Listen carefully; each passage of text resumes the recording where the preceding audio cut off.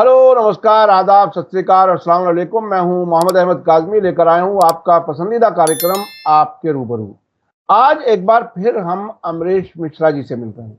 अमरीश मिश्रा जी जिस इनकलाबी तरीके से और रियल जर्नलिज्म करते हैं, जिस तरह से सोर्स तक इंफॉर्मेशन तक पहुंचते हैं और उसको एनालाइज करते हैं, उसे आप बहुत पसंद करते हैं। बहुत से हमारे दर्शक याद दिलाते हैं बाकायदा 2-4 दिन गुजरते ही कि अमरीश मिश्रा जी से जरूर बात करें। इस वक्त जो नया सिनेरियो है जिस पर बात करना बहुत जरूरी है, एक तो यह कि अमेरिका और ईरान के बीच में बातचीत का आज दूसरा दौर है, जो रोम में हो रहा है। और इससे एक दिन पहले ही कल सऊदी अरब के डिफेंस मिनिस्टर, जो मोहम्मद बिन सलमान के भाई हैं, खालिद बिन सलमान, वो ईरान पहुंचे और उन्होंने सुप्रीम लीडर आयतुल्लाह खामेनी से बात की और उन्होंने कहा कि ईरान ने जो भी कुछ तरक्कियां हासिल की हैं, हम सब कुछ शेयर करने के लिए तैयार हैं। हमारे बिरादराना और पड़ोसी जो मुल्क हैं, हम उनके साथ बिल्कुल अच्छे ताल्लुकात रखना चाहते हैं। आखिर इस सब से ट्रंप और नेतन्याहू की बेचैनी कितनी बड़ी होगी, हम ये भी समझने की कोशिश करेंगे। इसके अलावा हमास के साथ अभी समझौता नहीं हो पा रहा है। बार बार कुछ पेशकश की जाती है जिसे हमास रिजेक्ट कर रहा है। हमास को शायद ये महसूस हो रहा है कि फिर उसको ट्रैप में लिया जा रहा है, जंगबंदी करेंगे और कुछ ही दिन के बाद फिर तबाही का सिलसिला शुरू होगा। ये सब हम समझेंगे। अमरीश मिश्रा जी, वेलकम है आपका। मीडिया स्टार वर्ल्ड को आप समय दे देते हैं, उसके लिए बहुत बहुत शुक्रिया। आप ये बताइए कि ये जो अमेरिका और ईरान के बीच बातचीत है, कुछ लोगों का कहना है दुनिया आगे कैसे चलेगी वो इसी बातचीत पर डिपेंड करेगा। और दूसरी तरफ ईरान और सऊदी अरब के बीच में एक हाईएस्ट लेवल पर बातचीत का सिलसिला एक तरह से शुरू हुआ है। आपको क्या लगता है, इन इन इन डेवलपमेंट्स को आप कैसे देखते हैं? सबसे पहले देखिए, हम ईरान सऊदी अरेबिया पे आते हैं क्योंकि इसको लेके बहुत ऑप्टिमिज्म भी है और इसको लेके कुछ लोग ये शक कर रहे हैं कि कहीं सऊदी अरेबिया अमेरिका ने तो नहीं भेजा और वो अल्टीमेटली ईरान को ट्रैप करेगा। अब इसमें देखिए, एक तो इसके नेचर को समझिए। ये अनशेड्यूल विजिट थी, ये बिल्कुल अनशेड्यूल विजिट थी, ये पहले से तय नहीं था। और इसमें जो रक्षा मंत्री खमेनी साहब से जिस तरह से मिले, डिफरेंस विद प्रॉपर डिफरेंस, इसको क्या कहेंगे, इसको हिंदी में पूरे एहतराम के साथ, पूरे एहतराम के साथ, तो एहतराम मिले। और खमेनी साहब ने भी एक बड़ी बात कही वहां पर। उन्होंने कहा कि ये अच्छा है कि अगर हम लोग नेबर्स हैं, अमेरिका तो बहुत दूर है, हम दोनों नेबर्स हैं और हम लोग खुद कोऑपरेट करें instead of relying on others.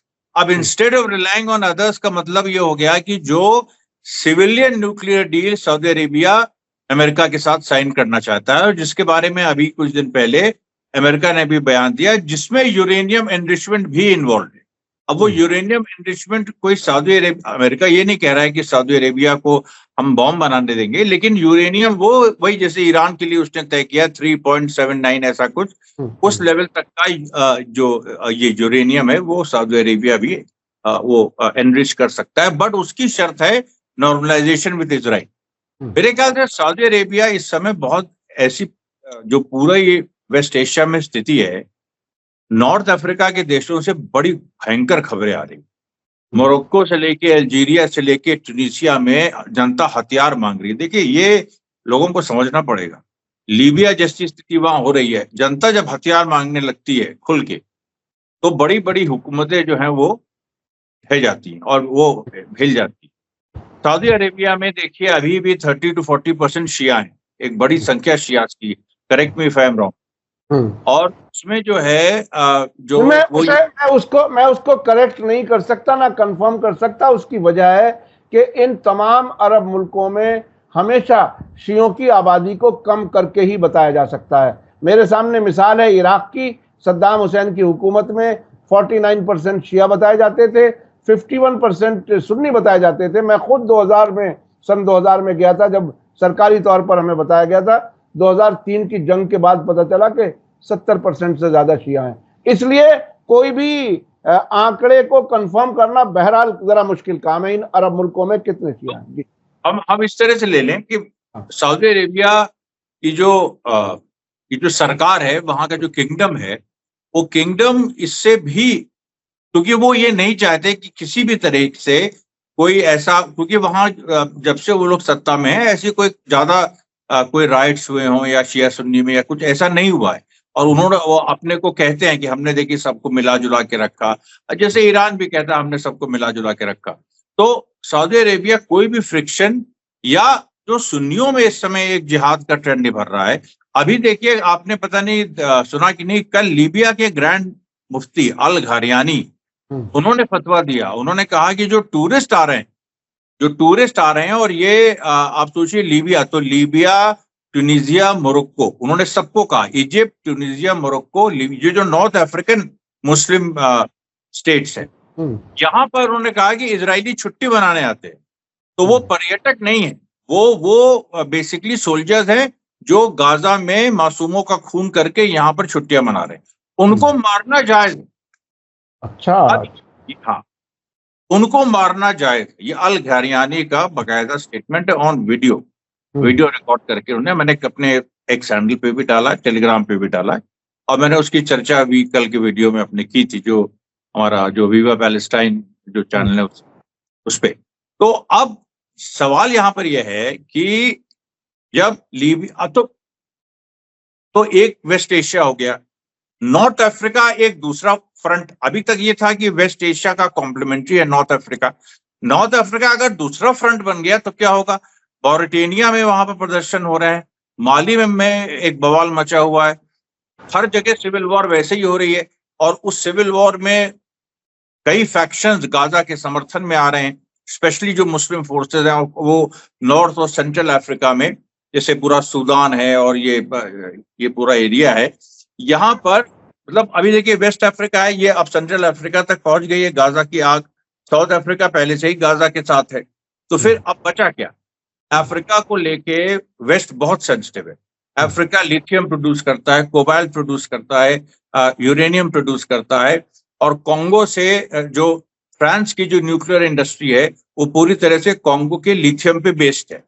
अगर वो हट गया उससे तो वो खत्म हो जाएगा, और बहुत ही मतलब अमानवीय कंडीशन में वहां फ्रांस वहां से काम कराता। हालांकि मुल्क स्वतंत्र है, लेकिन डिवाइड कर दिया उसको, कॉन्गो को, और उसके बाद फ्रांस अभी भी वहां काबिज है। माली में ऐसी स्थिति है। कोबाल्ट खासतौर पे जो सेमीकंडक्टर्स के लिए बहुत जरूरी है। तो ये जो अफ्रीका को लेके, और अफ्रीका में देखिए बड़ा एक टर्बुलेंस हो रहा है। तो एक तो देखिए ये बात है। दूसरी चीज, सऊदी अरेबिया ये भी देख रहा है कि ये टर्बुलेंस अब जो खास तौर पे जो उसको अंदर की रिपोर्ट है कि जो पैलेस्टीनियंस जो सीरिया में हैं, जिनको लेके ट्रंप ने अल शरा से कहा कल कि वहां से पैलेस्टीनियंस को हटाओ, लेकिन अब अल शरा कुछ उसमें नहीं कर सकते हैं, क्योंकि वो इतना इंटरमिंगल्ड है कि आप उसमें सिंगल आउट नहीं कर सकते हैं। अब जो पैलेस्टीनियंस के क्यों कहा ये ट्रंप ने शरा से कि हटाओ? क्यों? क्योंकि पैलेस्टीनियंस ने वहां रेजिस्टेंस बना दिया है।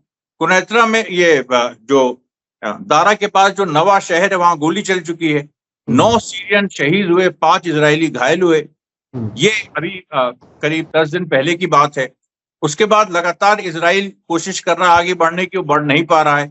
दारा को टेक ओवर करने की उसकी प्लानिंग है, जैसे कुनैत्रा को किया वैसे दारा को कर लिया, लेकिन वो आगे नहीं बढ़ रहा है उस दिशा में, क्योंकि कहीं ना कहीं उसको ये हो गया। अब इजराइल बहुत ही कॉशियस पॉलिसी पे चल रहा है कि हमारे सैनिक कब मारे जाएं, इसीलिए वो गाजा में ग्राउंड इन्वेजन नहीं कर रहा, जिसके बारे में बात आएंगे हम।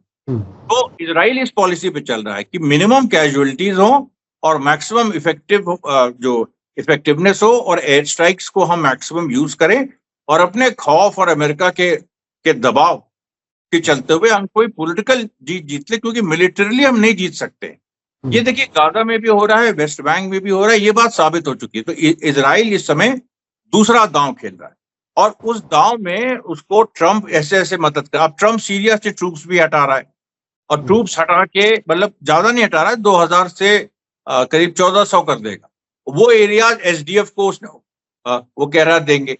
अब एसडीएफ जो कुर्द हैं, अब कुर्दों के एक लीडर वहां गए, उसके बाद कल सुबह फिर कल शाम को वापस आ गए। अब वो क्या वहां चल रहा है, और एसडीएफ की जो एचटीएस से डील हुई थी उसका क्या हुआ, जिसमें एक ही सेना होनी थी दोनों की, उसका क्या हुआ? वो तो खटाई में पड़ गई है। और इधर जोलानी जो है चुपचाप दोहा में मिल रहे हैं, कभी किसी से, अभी महमूद अब्बास से कल मिल गए वो, महमूद अब्बास से उन्होंने कल बातचीत की। उसका क्या उसका उसका उसका क्या मतलब है? मेरे ख्याल से वही बात उन्होंने की होगी पैलेस्टीनियंस को निकालने वाली, लेकिन अब्बास का वहां कुछ है ही नहीं सीरिया में, फतेह का वहां कुछ नहीं है। वहां पर पैलेस्टीनियन इस्लामिक जिहाद और हमास, यही दो हैं सीरिया में जो फिलिस्तीनी लड़ाके, और उन लोगों ने रेजिस्टेंस शुरू कर दिया, ऑर्गेनाइज्ड रेजिस्टेंस शुरू कर दिया। और उसके बाद लेबनान में आप देखिए तो नईम कासिम साहब की जो कल जो उनकी स्पीच हुई, उसमें उन्होंने दो बातें साफ, उन्होंने कहा कि देखो हमसे लोग कहते हैं कि Hezbollah is a state with in a state, तो हम कहते हैं कि जो लेबनीज स्टेट है वो इजराइल के खिलाफ मोर्चा बांध ले, हम लोग उसमें शामिल हो जाएंगे, लेकिन इजराइल के खिलाफ मोर्चा बांधे। और उन्होंने बताया कि हिजबुल्लाह जिन कंडीशन में बना था उसमें लेबनान में कोई संस्था नहीं रह गई थी, कोई इंस्टीट्यूशन नहीं रह गया था, आर्मी जैसा इंस्टीट्यूशन डिवाइडेड था। ऐसे इस दौर में हिजबुल्लाह ने वहां से इजराइल को हटाया। तो हमारा एक देशभक्ति का मॉडल रहा है, और आज भी हम कह रहे हैं कि आज जो लेबनीज आर्मी है वो अगर अपनी भूमिका में आ जाए, और क्योंकि एक बात जोसेफ आउन ने कही कि Hezbollah might merge with the Lebanese army, तो अब उसपे नईम कासिम साहब ने कहा कि भाई इजराइल से लड़ो, तो इजराइल से मोर्चा खोलो। उसने करीब 700 वायलेशंस कर दिए हैं 27 नवंबर 2024 के बाद से, सीज फायर के बाद से, तो मोर्चा तो खोलो। मोर्चा खोलोगे तो देखो हिजबुल्लाह को पाओगे वहां। अब यहाँ पर मामला फंस गया है, जो पूरा प्रेशर अमेरिका, जोसेफ आउन और नवाब सलाम है जो प्राइम मिनिस्टर, उस पर डाल रहे हैं कि हिजबुल्लाह को आइसोलेट करो, और उसमें नईम कासिम साहब का ये पलटवार। उसके बाद जो वहां के स्पीकर बेरी हैं जो कि शिया हैं, उनको भी जोसेफ आउन ने कहा कि बेरी और हम लोग एक ही पेज पे हैं सारी चीजें। तो बेसिकली लेबनान में भी अमेरिकन दाव फेल कर रहा है, सीरिया में वो वैसे ही फेल है, क्योंकि सीरिया में मेरा ये मानना है कि अल शरा की हुकूमत दमस्कस तक है, उसके बाहर कोई सुनता नहीं। उसके बाद जहां जहां जो मौजूद है वो अपना कर रहा है। अलावाइट्स की इतनी किलिंग हुई, मैसाकर हुआ, जिसको दिखाया भी नहीं दुनिया की मीडिया ने। 10,000 से ऊपर लोग मार दिए गए, औरतें, बच्चे, सब, जितना भी एक एलीट था उसका बड़ा हिस्सा जो सीरिया का मार दिया गया।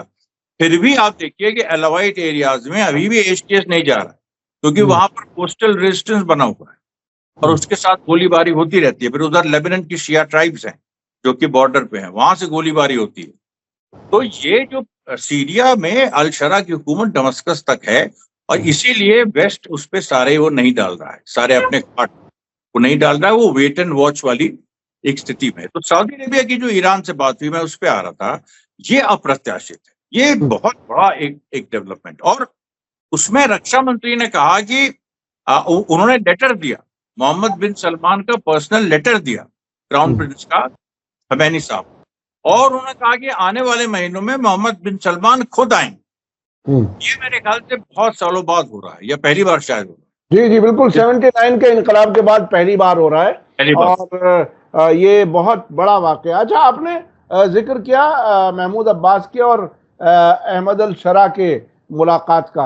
अच्छा, एक जर्नलिस्ट के तौर पर जब मैं भी बहुत सी चीजें सोचता हूँ, बहुत सी चीजें हम लोग पढ़ते रहते हैं, आपको कैसा लगा? मतलब मैं पहली बार जब वो वीडियो देखा तो दोनों ही एक ही जगह से बंधे हुए लोग, इजराइल के और अमेरिका के गुलाम, ये आपस में मिलके क्या फैसला, क्या ऐसा लगता है इन मुलाकातों का तो शायद बयान भी वहीं से लिखा हुआ आता है कि मिलना, फोटो खिंचवाना और ये बयान दे देना।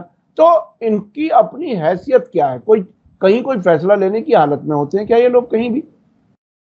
हमें ख्याल से नहीं, बिल्कुल नहीं। ये एक्चुअली मिला इसीलिए था कि फतेह का वहां क्या है, हम अगर फिलिस्तीनियों को वहां से हटाएंगे तो कैसे हटाएं? एचटीएस को तो भेज नहीं सकते हैं, फतेह का वहां कुछ है नहीं, ये ऐसे ही एक था। अरे साहब, इससे पहले ये भी बात आ चुकी, जब ट्रंप ने वो एक आइडिया फ्लोट किया कि गाजा के फिलिस्तीनियों को जॉर्डन और मिस्र में भेज दिया जाए, जब वो तैयार नहीं हुए तो ये भी कहा गया कि सीरिया में बसाया जा सकता है, कभी कहा गया कि सऊदी अरब में बसा लो। तो सीरिया तो एक तरह से टारगेट कंट्री था, और अब तो उनके लिए आसान है क्योंकि वहां की हुकूमत भी उन्हीं के साथ है, उन्हें तो वहां बसाने के लिए रास्ता सोचना चाहिए। इसका मतलब यह है कि परेशानी बड़ी बन रहे हैं फिलिस्तीनी जहां भी हैं। जॉर्डन में भी वो परेशानी बन रहे हैं वहां की हुकूमत के लिए, यहाँ सीरिया में भी। तो एक तरह से घेर लिया। जॉर्डन से याद आया काजमी साहब, हाँ। जॉर्डन में कल एक बड़ी अजीब सी रिपोर्ट छपी कि अभी 2025 से सोचिए, जनवरी से लेके अभी अप्रैल तक 6000 जॉर्डेनियन इन्फिल्ट्रेट किए हैं इजराइल के अंदर। और अभी जो जॉर्डन में बड़े जबरदस्त प्रदर्शन हुए गाजा के समर्थन में 18 मार्च के बाद, उसमें जॉर्डन की सरकार ने एक 100 लोगों के ऊपर चार्ज लगाया है, उनको अरेस्ट किया, ट्रीजन का चार्ज लगाया है कि ये लोग जॉर्डन के राजा को वहां तख्ता पलट करना चाह रहे थे। वो सब फिलिस्तीनी हैं और लेकिन उनकी फैमिलीज ने कहा है कि जो ये हथियार बना रहे थे, हथियारों के साथ पकड़ा, हथियार बना रहे थे, ये वेस्ट बैंक में इजराइल की तरफ केंद्रित थे। अब ये अच्छा, दूसरी बात आप देखिए, ये कितनी अजीब सी बात है कि 6000 जॉर्डन के लोग इन्फिल्ट्रेट कर गए। वो कहाँ, बहुत बड़ी संख्या, वो कहाँ हैं वो लोग इजराइल में क्यों इन्फिल्ट्रेट किए हैं? कोई जॉर्डन से कोई रेफ्यूजी क्राइसिस तो है नहीं कि वहां से एक्सोडस हो रहा है। तो ये लोग तो जाहिर है वो लड़ने के लिए पहुंचे होंगे। हाँ, कोई बिल्कुल वो उस तरह से बड़ी घटना है भाई। इस पे ध्यान ही लोग, 6000 लोग, और इजराइल ने खुद कहा है कि इन्फिल्ट्रेशन हुआ है, हमने कुछ लोगों को पकड़ा है, लेकिन ज्यादातर लोग निकल गए।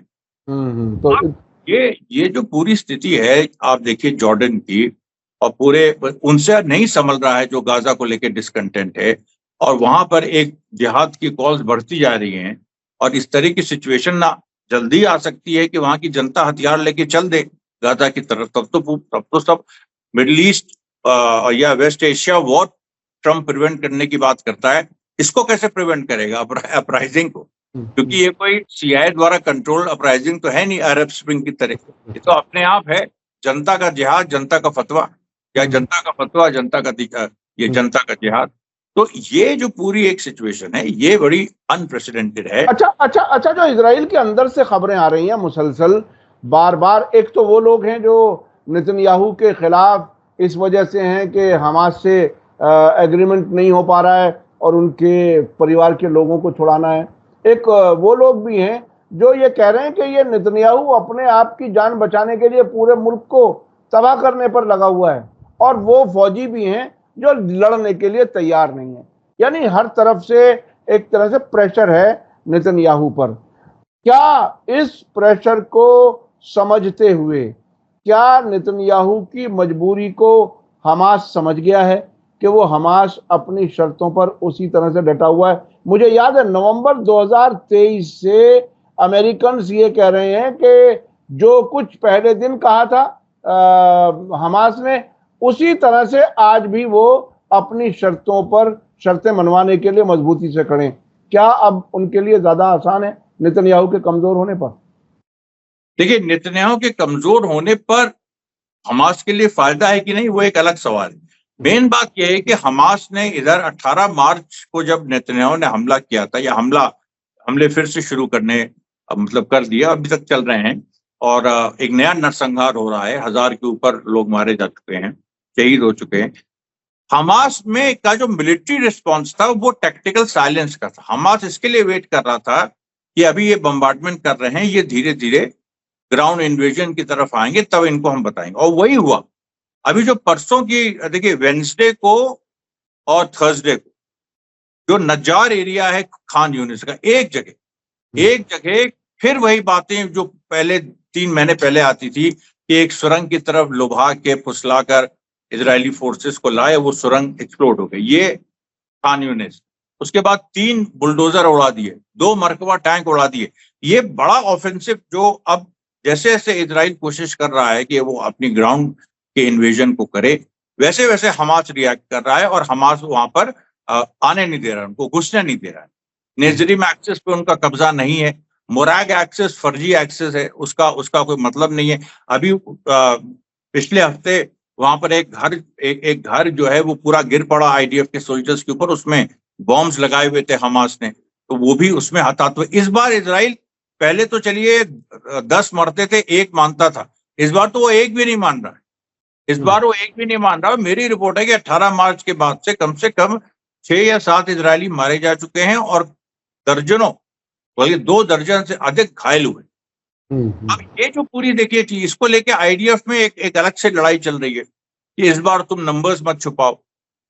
जो इजराइल में अंदर जो एक गृहयुद्ध जैसी स्थिति है, उसमें देखिए सीधी बात है, जिस फाउंडेशन पे इजराइल स्टेट बना था, N alliance between liberal Zionist and religious Zionist, religious Zionist ने यूसफ ये एक तरह से पावर यूसफ कर ली, और स्मोत्रिच और बेन गिवर जैसे लोग बिल्कुल लफंगे समझे जाते थे, जो सोफिस्टिकेटेड वहां के जो लिबरल और सेकुलर सो कॉल्ड जायनिस्ट है, जिससे रोनन बार आते हैं, जिससे आपके बेनी गैंट्स आते हैं, जिससे आपके और गादी ऐसनकोट आते हैं, और जो अभी अटॉर्नी जनरल जो हैं वो आती हैं, गायला बहरा मियारा, वो आती हैं। ये लोग अपने को एलीट समझते हैं, और ये इनकी नजर में ये सब दो कौड़ी के लोग आके बैठ गए।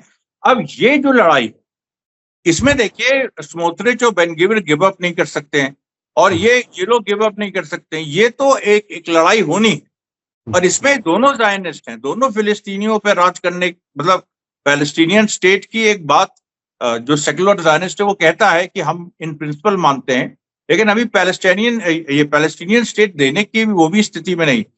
लेकिन दोनों की कल लड़ाई है, पावर स्ट्रगल है, और नेतन्याहू की कुर्सी बची रहे, इसके लिए सबको झोंक दिया जाए, इसमें पूरी एक पूरा झगड़ा है। दूसरा ये है कि जो ऑर्थोडॉक्स ज्यूज हैं वो लड़ेंगे नहीं, उनको ड्राफ्ट किया नहीं जा सकता, और नेतन्याहू उनके पक्ष में खड़े हैं, बेन गिवर और स्मोत्रिच भी खड़े हैं। ये लोग कह रहे हैं कि फिर अगर वो नहीं लड़ेंगे तो फिर हमारी सेना जो आमतौर पे जो आम इजरायली लड़ने जाता है, तो फिर वो क्यों लड़ने जाए।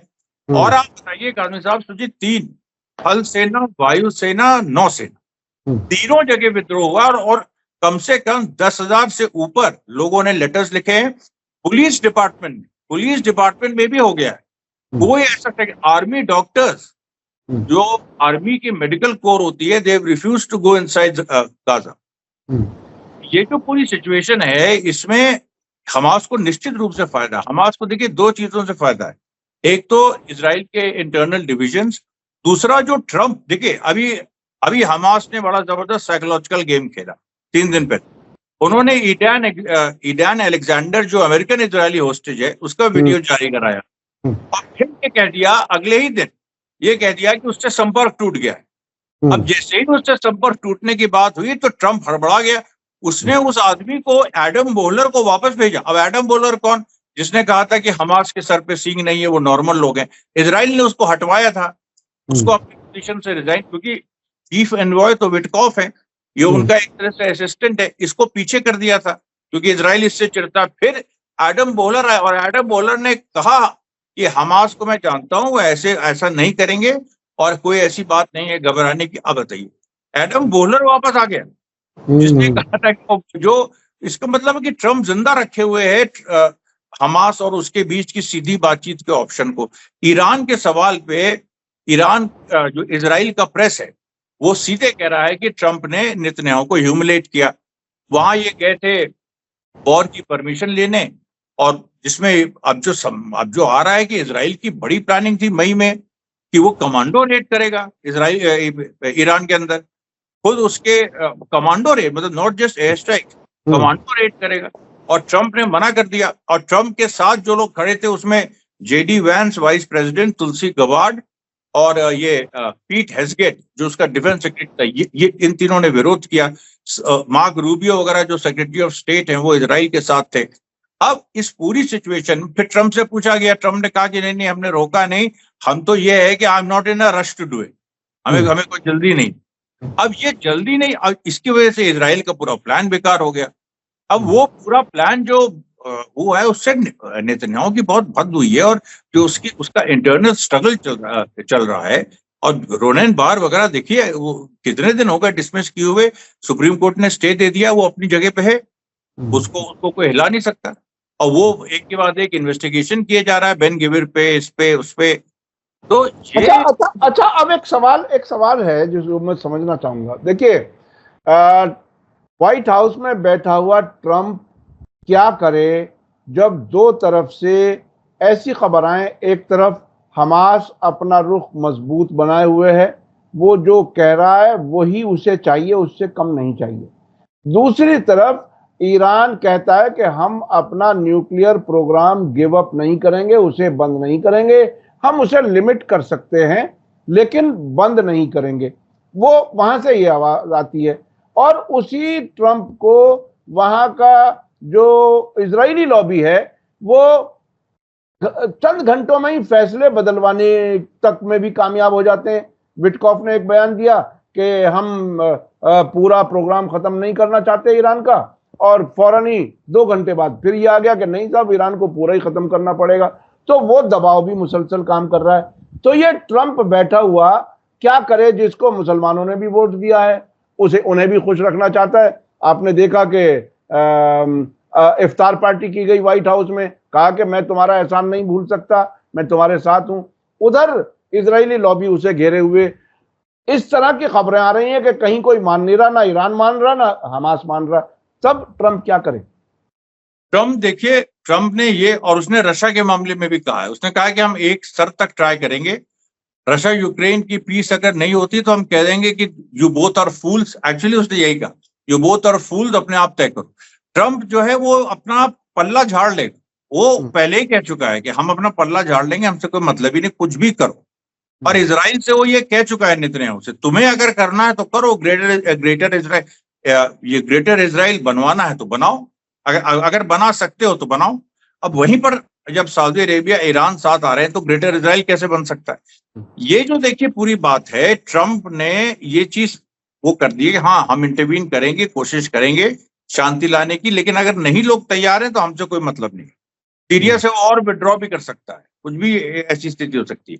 ईरान पे जो देखिए बातचीत हो रही है, जो विटकॉफ ने ईरान के बारे में ये कह दिया है कि वो लीबिया स्टाइल कुछ नहीं होगा, लीबिया की तरह नहीं होगा। ईरान अपना यूरेनियम भी एनरिच कर सकता है, वही 3 पॉइंट कुछ करके।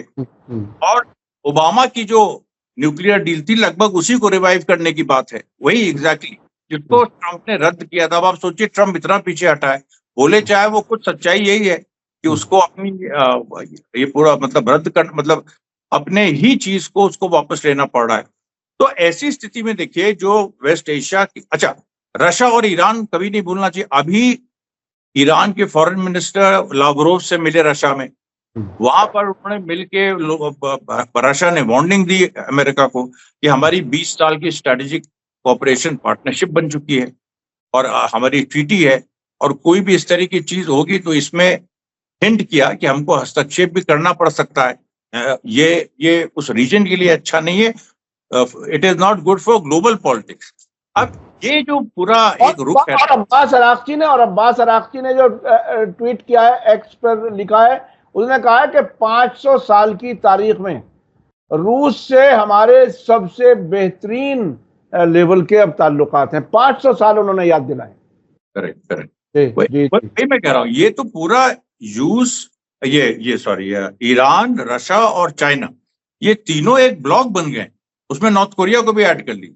ये चारों एक ऐसे ब्लॉक बन गए हैं जो ब्लॉक अब अमेरिका को चैलेंज कर रहा है। और टैरिफ वॉर जो चाइना से चल रही है, आप देख रहे हैं, उसमें अमेरिका को ज्यादा नुकसान हो रहा है।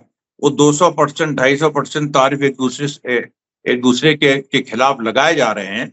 लेकिन वहां पर ट्रंप वीक विकेट पे है, क्योंकि चाइना के पास तो इंटरनल मार्केट है, वो अपना इंटरनल मार्केट में से अपना एक्सपोर्ट्स में जो उसको नुकसान होगा, इंटरनल मार्केट जो उसका प्रोटेक्टेड है 60 से 70%, वहां वो अपने गुड्स को खपा देगा, वो अपनी इकोनॉमी को गिरने नहीं देगा। ट्रंप के पास तो कुछ भी नहीं है।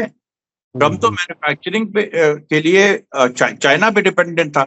अब ट्रंप ये चाह रहा है कि मैन्युफैक्चरिंग अमेरिका में शुरू हो जाए, जो कंपनीज चाइना में हैं वो सब अमेरिका भाग के आए। लेकिन उनको वो चीज होने में, you are talking about the global restructuring of world economy, इसमें तो 10 साल 20, पता नहीं मतलब कितना टाइम लगे। तो ये जो है ये कहीं से भी प्रैक्टिकल नहीं है, और ट्रंप इस चीज को समझ रहा है। इसीलिए देखिए वो इंडो पैसिफिक एरिया में वो डीगो गार्सिया में अपने बेसिस बढ़ा रहा है कि वहां से हम ईरान को भी मार सकते हैं, वहां से चाइना पे भी नजर रख सकते हैं, लेकिन उसका कोई फर्क नहीं पड़ रहा है उससे। ये शेख चिल्ली वाली कहानी लगती है कि धमकाओ, जब धमकाओ में ना हो तो बात करनी शुरू कर दो और रोजाना बयान बदलते रहो। तो ये इस वक्त यानी एक तरह से ईरान के सामने ट्रंप ने घुटने टेक दिए। जो एग्रीमेंट उसने फाड़ के फेंका था, अब वही तकरीबन एग्रीमेंट अगर हुआ तो तकरीबन उसी तरह का होगा, जिसके लिए उन्होंने खुद कहा कि 2 महीने के अंदर अंदर हो जाए। तो 2 महीने के अंदर हो। ईरान के फॉरेन मिनिस्टर ने कहा कि अगर कोई बेतुकी मांग अमेरिका ने नहीं की तो एग्रीमेंट बहुत जल्दी हो सकता है। तो क्या ये एक तरह से अमेरिका को मात होगी जो ईरान इस बातचीत के नतीजे में करेगा? क्या सूरत हाल होगी, आने वाला वक्त बताएगा। बहुत बहुत शुक्रिया जनाब अमरीश मिश्रा जी। कोई खास कंक्लूड करते हुए, कोई खास अगर आप आज के नतीजे के तौर पर सूरत हाल को कुछ बता सकें तो अगली मुलाकात से पहले कम से कम लोगों को क्या इस वक्त के हालात को आप कैसे बताएंगे? नहीं, इस वक्त के हालात मैं आपको यही बता रहा हूं कि जो 8 दिसंबर 2024 में सीरिया में जो हुआ था, उससे जो शिया सुन्नी डिवीजन हो गया था, वो बहुत हद तक पटा है। ये सऊदी अरेबिया और ईरान के नजदीक आने से, और सऊदी अरेबिया की तरफ से ये बड़ा अनप्रेसिडेंटेड स्टेप है। इसको लोगों को समझना चाहिए। दूसरी बात, हमास जो है वो देखिए इजराइल के मंसूबों को समझ गया है कि इजराइल अभी अपनी ग्राउंड फोर्सेस नहीं भेजना चाहता है। इजराइल जैसे मेडिवल एरा में होता था, एक किले को घेरे रहो एंड स्टॉप द पॉपुलेशन, कि वहां के लोगों का रसद पानी बंद कर दो, जैसे पहले होता था मेडिवल एरा में। गोलकुंडा की सीज और बीजापुर की सीज और वो सब हम लोगों ने पढ़ी है। तो वो ऐसा किया हुआ है कि बीच बीच में लिमिटेड स्ट्राइक्स करते रहो और सेना अपनी थोड़ी बहुत भेजते रहो, वो पिट के भी आती है, चलो ठीक है, और इनको घेरे रहो, देखते हैं कब तक ये सस्टेन करते हैं। लेकिन इसमें वही बात आ जाती है कि इंटरनेशनल जो प्रेशर है इस समय, जो पूरा माहौल बना हुआ है, फ्रांस ने कह दिया हम जून तक फिलिस्तीनी राज को रिकग्नाइज कर लेंगे, और उस पर नेतन्याहू ने सख्त एतराज जताया है। अब ये जो सारे डेवलपमेंट्स हैं, इसमें देखिए यूरोप से लेके हर जगह एक बड़ी मतलब जनता सड़क पे आ रही है, और नॉर्थ अफ्रीका से लेके वेस्ट एशिया में जिहाद वाली जो बात है, ये बहुत ज्यादा परेशान वहां के हुक्मरानों को की हुई है। उन्होंने अमेरिका से कहा है कि ऐसी स्थिति मत बनाओ वरना हम लोग भी प्रभावित हो जाएंगे। बिल्कुल बिल्कुल। और ये जो नॉर्थ अफ्रीका वाले ये मुल्क हैं, मोरक्को, लीबिया और कई जो मुल्क हैं, मौरितानिया, कई हैं, वो सब इनका जमीनी ताल्लुक है मिस्र से, और मिस्र से रफा क्रॉसिंग है जिससे वो गाजा पहुंच सकते हैं या इजराइल में दाखिल हो सकते हैं। तो वो इम्पॉसिबल नहीं है, जमीनी रिश्ता ताल्लुक है। और इन इलाकों के बॉर्डर्स बहुत ज्यादा इतने गार्डेड नहीं होते। मैं खुद अफ्रीका के कुछ 1-2 मुल्कों में गया हूं, तो वो बहुत मुश्किल नहीं होता। कोई ताकत उन्हें नहीं रोक सकती जो मरने के लिए तैयार हों और जिनके हाथ में हथियार मौजूद हों।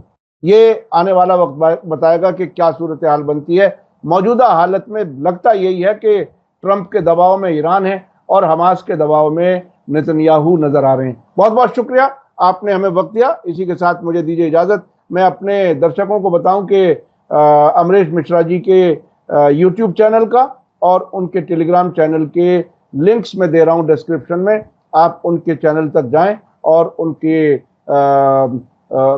सब्सक्राइब करें, लाइक करें और शेयर करें। बहुत बहुत शुक्रिया। इसी के साथ मुझे दीजिए इजाजत। धन्यवाद, शुक्रिया। जय भारत, जय हिंद। मीडिया स्टार वर्ल्ड के और वीडियो देखने के लिए हमारे चैनल को सब्सक्राइब करें और सीधे नोटिफिकेशन पाने के लिए बेल आइकन दबाएं।